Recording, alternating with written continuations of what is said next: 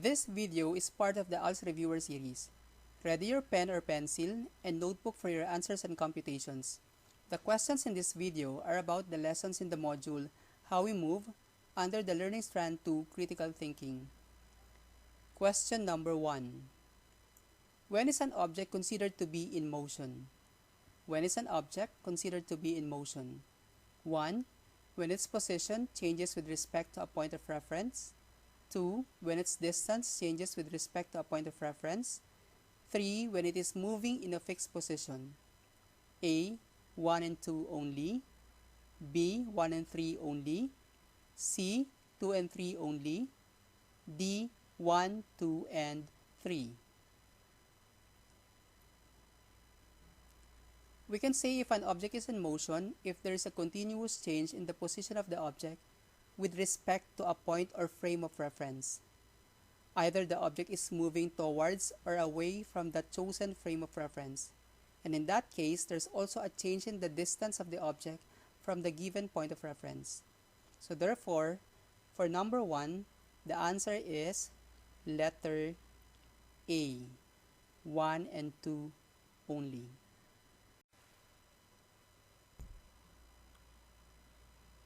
Eileen runs exactly 2 laps around the 400-meter track. What is her displacement? Eileen runs exactly 2 laps around the 400-meter track. What is her displacement? A. 800 meters. B. 400 meters. C. 200 meters. D. 0 meter. Okay, let us consider this as the 400-meter track.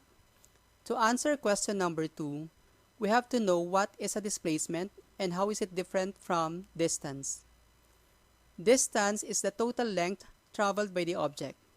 It is a scalar quantity, meaning it has a magnitude and a unit of measure. The examples of the unit in which you can express the distance are centimeter, meter, kilometer, inch, foot. While displacement is the distance from the initial to the final position of the object. Displacement is a vector quantity. It has a magnitude, a unit of measure, and direction. Both distance and displacement have magnitude and a unit of measure, but the displacement has a direction. The displacement can also be expressed in a unit like centimeter, meter, kilometer, inch, foot. Since the displacement is the distance from the initial to the final position, and since Eileen completed 2 laps around a 400-meter track, meaning the initial position of Eileen is also her end position. Therefore, the distance from the initial to the final position of Eileen is equal to 0 meter. So the answer for number 2 is letter D.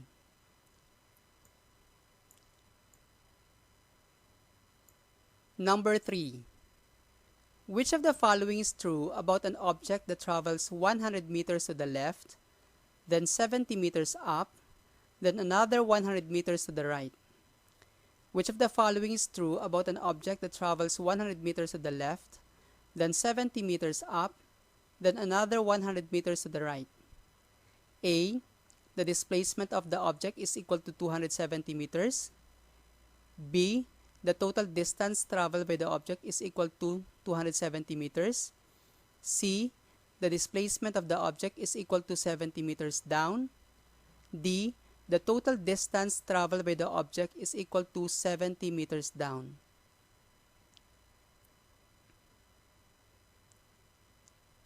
Okay, to answer number 3, let us analyze every option. Option A, the displacement of the object is equal to 270 meters. Again, displacement is the distance of the object from the initial to the final position. So in this case, the initial position of the object is this, and the final position of the object is this point. So the distance from the initial to the final position is this one. Okay, so obviously the length of this displacement is 70 meters, same as this value. Okay, so the displacement is not equal to 270 meters, but instead 70 meters up. Okay, so the direction of this displacement is upward or to the north. B, the total distance traveled by the object is equal to 270 meters. Let us calculate the total distance traveled by the object. 100 meters plus 70 meters plus 100 meters. Bakit ganun natin i-compute ang distance? Remember, distance is the total length traveled by the object. So therefore, letter B is correct. Okay, the total distance traveled by the object is 270 meters. Let us check letter C. The displacement of the object is equal to 70 meters down. No, the displacement of the object is 70 meters upward or to the north. And then letter D, the total distance traveled by the object is equal to 70 meters down. Okay, the distance is not 70 meters, but 270 meters. For number 3, the answer is letter B. Number 4. A girl leaves the ALS Learning Center room and walks 10 meters north to a drinking fountain. Then, she turns and walks 30 meters south to the library to do research. What is a girl's total displacement from the ALS Learning Center room to the library? A girl leaves the ALS Learning Center room and walks 10 meters north to a drinking fountain. Then, she turns and walks 30 meters south to the library to do research. What is the girl's total displacement from the ALS Learning Center room to the library? A. 20 meters south. B. 20 meters north. C. 40 meters south. D. 40 meters north. Let us have a diagram of this scenario. The first displacement of the girl is 10 meters to the north. That's from the ALS Learning Center room to a drinking fountain. The second displacement of the girl is 30 meters south. That's from the drinking fountain to the library. Okay, so let's consider this Cartesian plane, and let us consider that every grid is equal to 5 meters. So the 10 meters to the north displacement is up to the second grid from the origin. Okay, so let's use a ruler.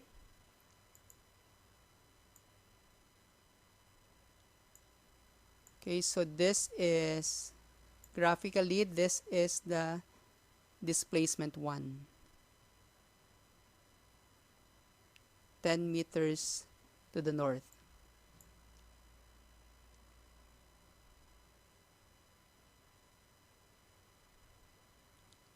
Displacement 1. Okay, let us connect the second displacement, the tail of the second displacement, to the head of the first displacement. So it's 30 meters to south. So the length of the second displacement, 5, 10, 15, 20, 25, 30, up to this.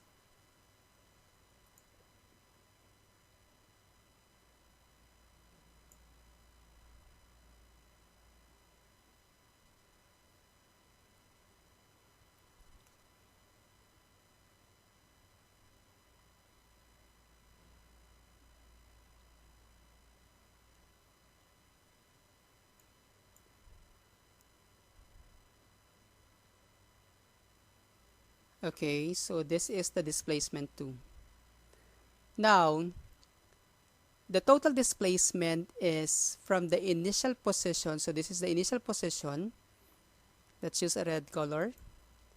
This is the initial position of the girl, and this is the final position. So obviously, the displacement of the girl is 5, 10, 15, 20. 20 meters where? 20 meters to 20 meters going to south.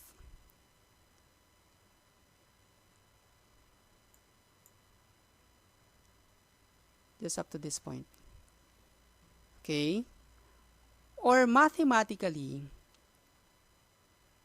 we can solve for the displacement by getting the sum of, we can solve for the total displacement by getting the sum of the two displacements, d1 and d2.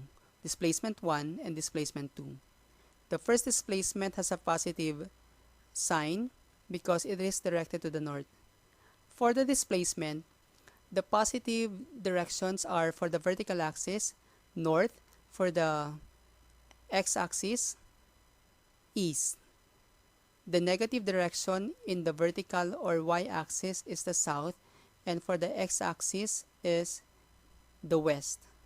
So for the displacement 1, the direction is to the north, so it has a positive sign. And the displacement 2 is to the south, so it has a negative sign, so negative 30 meters. Getting the sum of 10 meters and negative 30 meters results to negative 20 meters. Okay, what does a negative sign mean? Meaning that this displacement is towards a negative direction. So we can write this as 20 meters. So the direction is in the vertical axis. The negative direction in the vertical axis is the south.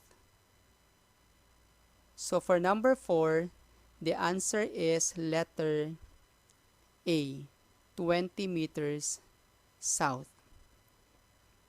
Let's now move on to number 5 question. You ran home from school during lunch because you forgot to pack one. You travel 400 meters north and then realize that you forgot your keys, so you head back to school to get it.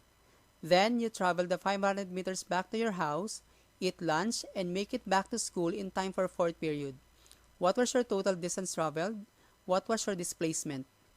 You ran home from school during lunch because you forgot to pack one. You travel 400 meters north and then realize that you forgot your keys, so you head back to school to get it. Then you travel the 500 meters back to your house, eat lunch, and make it back to school in time for fourth period. What was your total distance traveled? What was your displacement? A. Distance is equal to 1,800 meters. Displacement 0 meter. B. Distance 1,800 meters. Displacement 900 meters south. C. Distance 1,400 meters. Displacement 0 meter. D. Distance 1,400 meters. Displacement 900 meters south. Okay, for number 5, distance 1 is equal to 400 meters. So that's from the school papunta ng bahay, pero hindi pa nakarating ng bahay, nakapag-travel lang ng 400 meters. Then, bumalik sa school, nakalimutan yung susi. So the second distance is also 400 meters. Then the third distance is from school to house, which is equal to 500 meters. Then back to school, distance 4 is also 500 meters. So the total distance is the total length traveled. Total distance is equal to 1,800 meters. So dalawa na lang ang pagpipilian nyo, A and B. What about the displacement? The initial position, your initial position is school, and that is also your final position. Therefore, the displacement, which is the distance from initial to final position, is 0. So in this case, the answer is letter A. Distance is 1,800 meters, while the displacement is equal to 0 meter. Number 6. Two runners race each other around a circular track. The track is 690 meters long and 110 meters across, the diameter of the oval. Runner A trips at the halfway mark and doesn't get up. Runner B finishes the race. Which runner has the greater displacement? Which runner has the greater distance? Two runners race each other around a circular track. The track is 690 meters long and 110 meters across, the diameter of the oval. Runner A trips at the halfway mark and doesn't get up. Runner B finishes the race. Which runner has the greater displacement? Which runner has the greater distance? A. Displacement is runner B. Distance, runner A. B. Displacement, runner A. Greater distance, runner B. C. They are the same. D. Cannot be determined. Okay, let's analyze this scenario. So there are two runners, runner A and runner B. Okay, so for the distance traveled by runner A, since hindi niya natapos, halfway lang siya nung track. So the total length of the track is 690 meters. Half of that is 345. So runner A traveled a distance of 345 meters. While runner B, since the runner B finished the race, the runner B traveled a distance of 690 meters. What about displacement? So displacement is the distance from initial to final position. So for runner A, obviously, ang displacement ng runner A is 345 meters. Okay? So hindi niya natapos yung race, pero may na-cover siyang distance from initial to the final position of 345 meters. The runner B, since natapos niya yung race, the initial position of the runner B is also his final position. So the distance from initial to final position of runner B is 0 meter. So therefore, for the distance, runner B traveled a greater distance. So distance, runner B. Okay, so that's for letter B. Displacement is runner A. So displacement, runner A. Distance, runner B. Number 6, letter B. Number 7. What two measurements are necessary for calculating speed? What two measurements are necessary for calculating speed? A. Mass and time. B. Mass and distance. C. Temperature and mass. D. Distance and time. For speed can be calculated by getting the ratio of distance and time. Okay, so therefore, or V equals D over T, where D is the distance, T is time.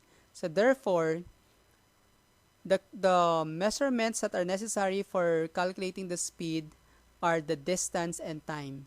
So the answer for number 7 is letter D.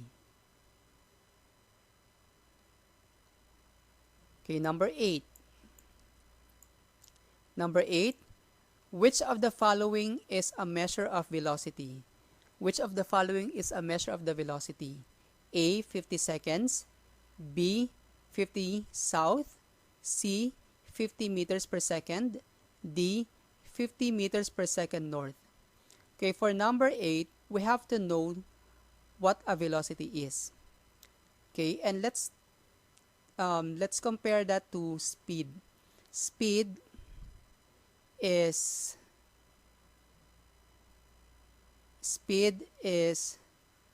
the ratio of distance and time, or this is the distance traveled by the object per unit time. Speed is a scalar quantity, meaning it has a magnitude and a unit of measure. It can be expressed in a unit like centimeter per second, meter per second, kilometer per hour, and so on. While the velocity, we consider the displacement and time. So, velocity is the displacement over time. Okay? And it is a vector quantity, so it has a direction.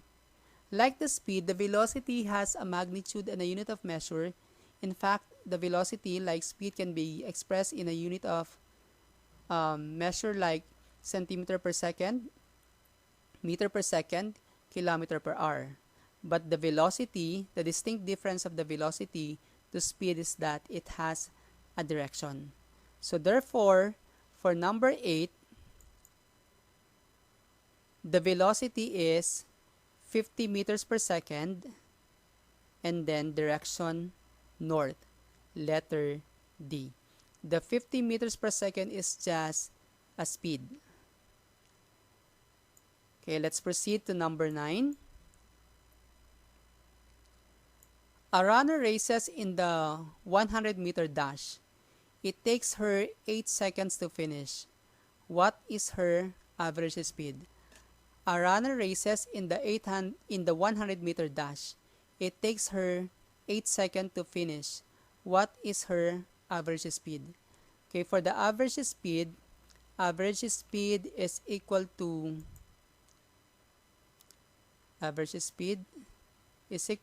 total distance traveled by the object over the total time. So in this case, the distance or total distance traveled by the runner is 100 meters over 8 seconds. Okay, so for number 9, the answer is, so 100 divided by 8, 12.5 meters per second. Okay, number 9, the answer is letter B. Number 10. A car travels from point A to B in 3 hours and returns back to point A in 5 hours. Points A and B are 200 miles apart along a straight highway. Which of the following statements most accurately describes the motion of the car? A car travels from point A to B in 3 hours and returns back to point A in 5 hours. Points A and B are 200 miles apart along a straight highway. Which of the following statements most accurately describes the motion of the car? Okay, let us analyze every option. A, the average velocity is 50 miles per hour. Let us calculate the average velocity.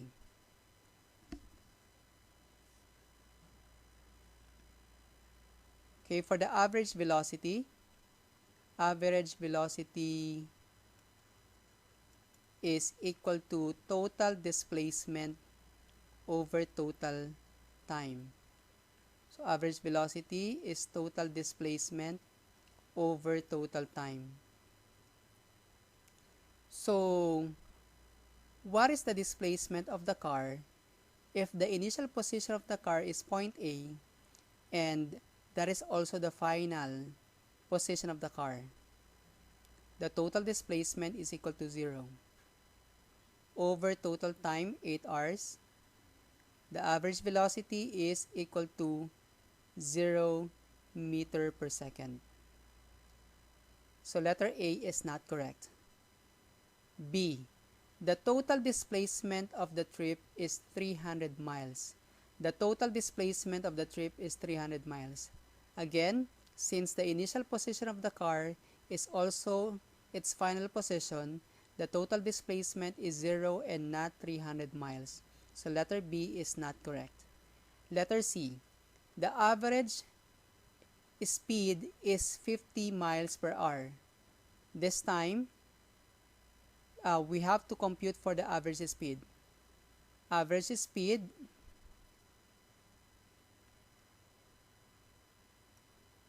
is equal to total distance over total time. The D here is not displacement. Okay, this is distance over total time. V equals D sub T over T sub T. So the symbol for the average speed is just the same with the average velocity. The symbol for the distance is just the same with the symbol for the displacement. But we know the distinct difference between distance and displacement and speed and velocity. So the total distance is, so from point A to B, 200 miles. Then from B to A is another 200 miles. So the total distance is 400 miles. Divide by the total time of 8 hours. Okay, let's calculate 400 miles. Divide by 8. So that is equal to 50 miles per hour. So therefore, letter C is correct. The average speed is 50 miles per hour. Okay, letter D, the car travels at 66.67 miles per hour for the first half and 40 miles per hour for the second half. That's not the way we solve for the average speed. Okay, so for number 10, the answer is letter C. Number 11. The sprinter runs the 200-meter distance at 6.0 meters per second. How long does she take to complete the race? A sprinter runs the 200-meter distance at 6.0 meters per second. How long does she take to complete the race? Okay, how long is for the time. So the given here are the total distance traveled by the sprinter. Let's use a black pen. Total distance traveled by the sprinter is 200 meters. And she covered that distance at a speed of 6.0 meters per second. How long does she take to complete the race? So that's the time. From the equation, speed is equal to distance over time. The time equals distance over the speed. So 200 meters divide by 6.0 meters per second. Cancel the meter unit. So the time is equal to 33.3 seconds. So the answer for number 11 is letter C. Okay, moving on to number 12. Chris cycles at an average speed of 8 kilometers per hour. How far has he traveled if he cycles for 3 hours? Chris cycles at an average speed of 8 kilometers per hour. How far has he traveled if he cycles for 3 hours? Okay, so here we have to solve for the distance traveled by Chris if his average speed is 8 kilometers per hour and if he's moving with that speed for about or for 3 hours. Okay, so the given speed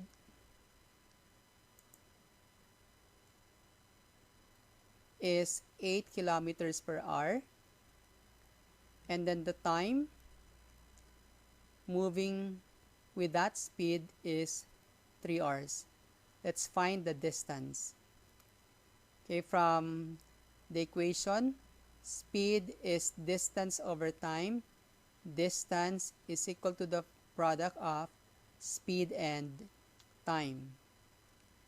the speed is 8 kilometers per hour times 3 hours. So let's cancel the R unit. Distance is equal to 8 times 3. That's 24 kilometers. But looking at the options are in a unit of meter. So option A is 5,000 meters, B 11,000 meters, C 24,000 meters, and D 48,000 meters. So we have to convert the kilometer unit of the calculated distance to meter. So 24 kilometers to meter. Remember that 1 kilometer is equal to 1,000 meters. So if we have 24 kilometers or 24 kilometer distance, this is equal to 24,000 meters. Okay, so the answer is letter C. Number 13. Number 13, how far would a cyclist travel moving at 12 meters per second for 3 minutes?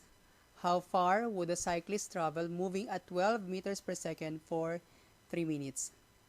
Okay, so the given distance or the given speed here of the cyclist is 12 meters per second, and the time moving with that speed is 3.0 minutes.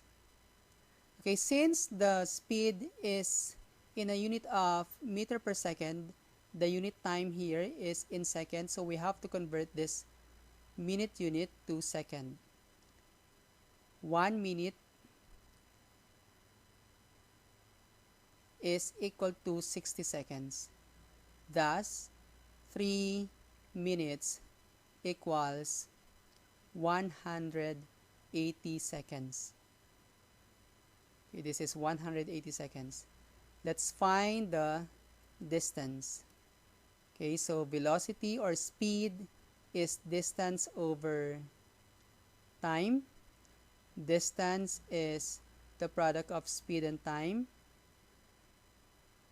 The speed is 12 meters per second. And then the time or the time is 180 seconds. Let's cancel the unit of time, second. 12 times 180 is equal to 2,160 meters. So that's letter B.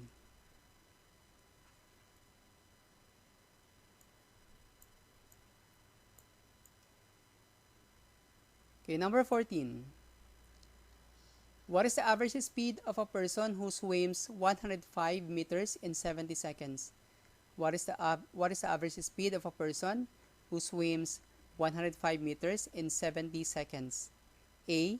735.0 meters per second. B. 70.0 meters per second. C. 10.5 meters per second. D. 1.5 meters per second. Okay, so the average speed is equal to total distance over total time. Average speed is total distance over total time. The total distance traveled by the swimmer is 100 meters or 105 meters divided by the total time of 70 seconds. Okay, so 105 divided by 70 is 1.5 meters per second. Number 14, letter D. Number 15, one way to get from Cubao MRT to Taft Avenue Station is by riding in a train. The two stations are 10.6 kilometers away from each other. If it takes 21 minutes for the train to reach the Taft Avenue MRT station from Cubao Station, how fast does the train travel? One way to get from Cubao MRT to Taft Avenue Station is by riding in a train.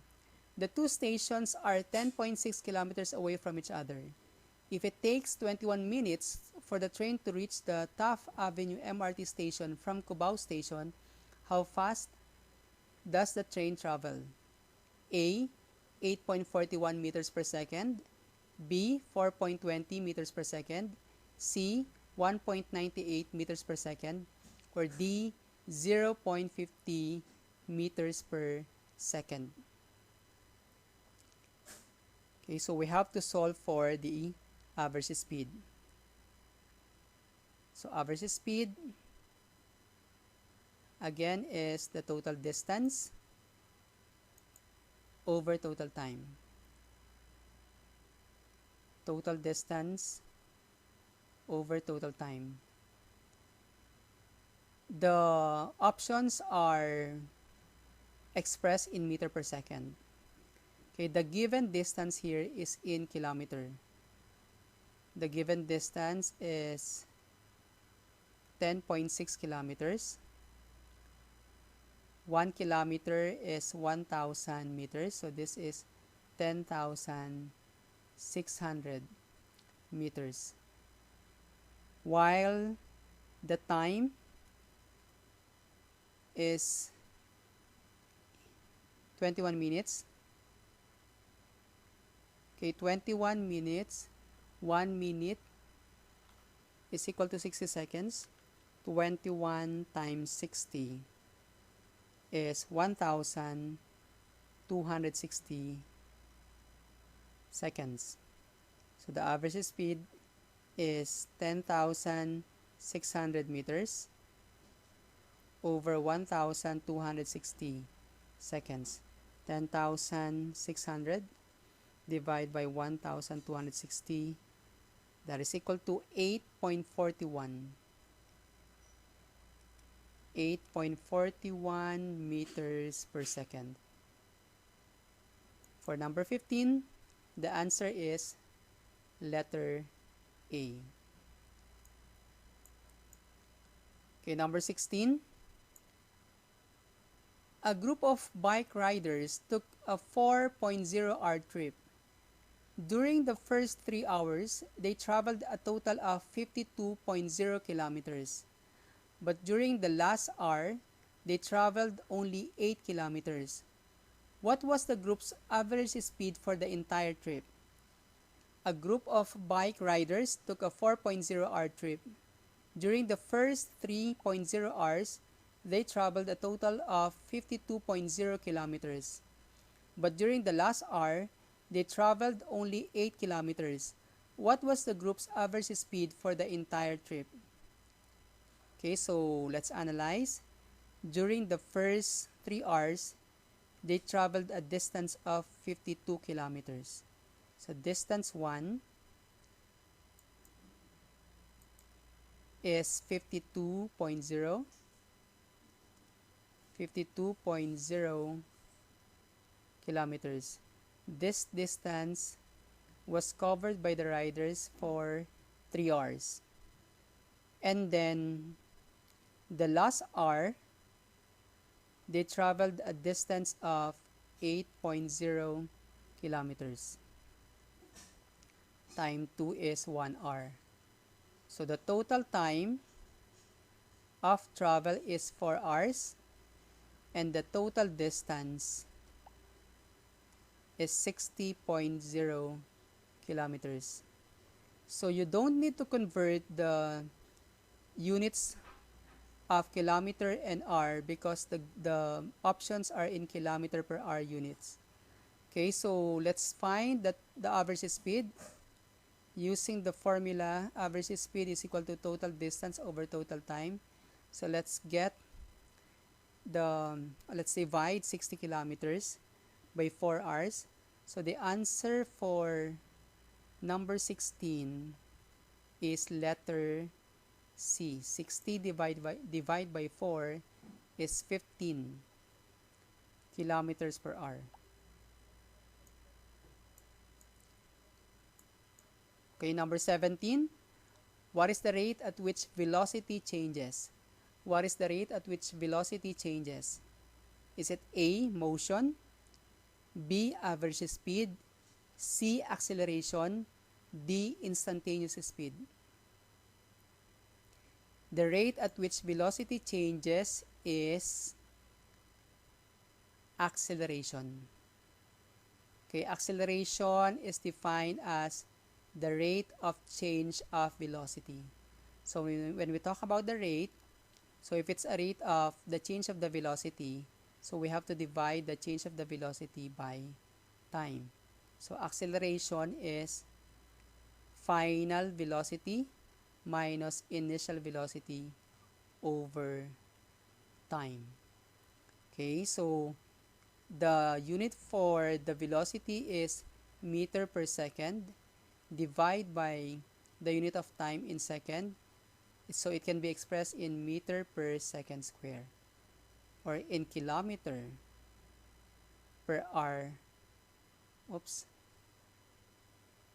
Acceleration can be expressed in kilometer per hour square or kilometer per hour per second.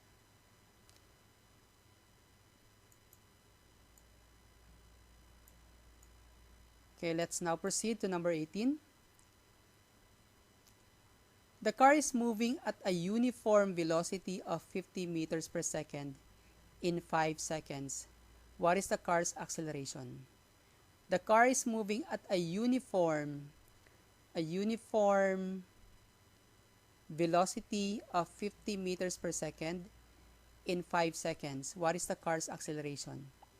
A, 0 meter per second square, B, 10 meters per second square, C, 55 meters per second square, D, 250 meters per second square. Again, acceleration is the rate of change of the velocity. Okay, so there must be a change in the velocity of an object to say that there is an acceleration.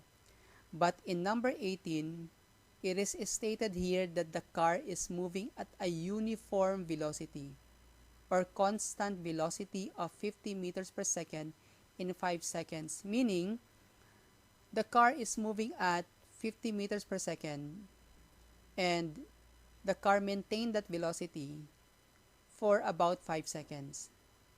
So there is no change in the velocity, thus there is no acceleration. For number 18, the answer is A, 0 meter per second square. Number 19. A dog runs with an initial speed of 6.5 meters per second on a wax floor.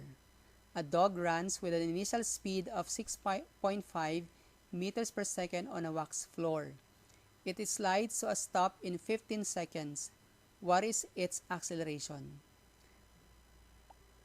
A, 3.5 meters per second square, B, 2.31 meters per second square, C, 1.52 meters per second square, or D, 0.43 meters per second square. Okay, so again, the acceleration is the rate of change of the velocity. So we have to consider the difference of the final velocity and the initial velocity, okay, over time. But the given here is the speed of a dog. Do not be confused with the speed and velocity here. Now, in a situation wherein the object is moving in a straight path, okay, the magnitude of the speed or the velocity is equal to the speed. So we can use the speed and velocity interchangeably, but you have to remember that the velocity has a direction because it's a vector quantity. Okay, so the magnitude of the velocity can be equal to the magnitude of the speed provided that the object is moving in a straight path. So in this case, the initial speed of the dog is 6.5. The given here is the initial speed of the dog. So we can assume that the dog is moving in a straight path. Initial velocity is 6.5 meters per second. It slides to a stop. Therefore, the final is 0. So nag-umpisa sa velocity na 6.5, then nag-slide, nag-stop. So yun ang gagamitin nating final velocity. Nag-stop na yung dog, so the final velocity is 0. The change of the velocity or speed of the dog from 6.5 to 0 happened in 15 seconds. So nangyari ang pagbabago na to ng velocity from 6.5 to 0 in 15 seconds. What is now the acceleration of the dog? So acceleration final of 0 meter per second minus 6.5 meters per second over 15 seconds. Cancel. So we have negative 6.5 meters per second divided by 15 seconds. So the acceleration here is negative 0.43 meters per second square. Okay, the negative sign here means that the change of the velocity is decreasing, or there is a decrease of the velocity of the object. Okay, so like in this case from 6.5 to 0. Okay, so this one describes a deceleration, but still it's an acceleration in general. So by just considering the magnitude of the acceleration, so the answer for question number 19 is letter D. Number 20.